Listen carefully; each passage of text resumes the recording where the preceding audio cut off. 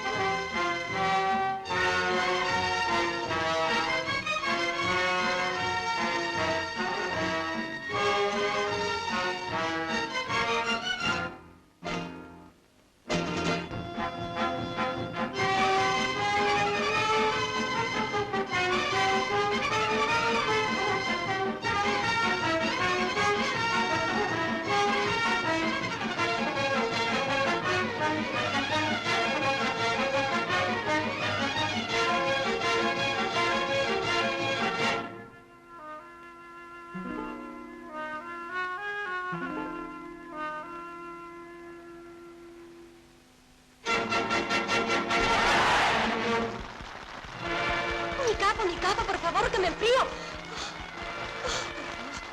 Colorín, Colorín.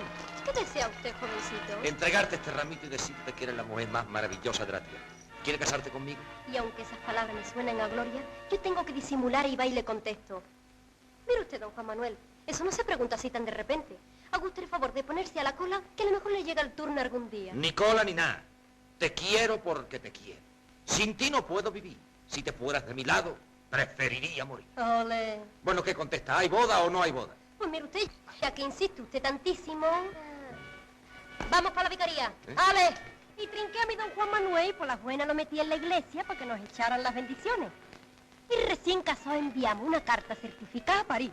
Y recibimos el encarguito. Y donde éramos dos, ya somos tres.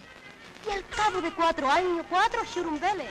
1 por año, como las cosechas de aceitunas. Y llegamos a la media docena sin grandes esfuerzos.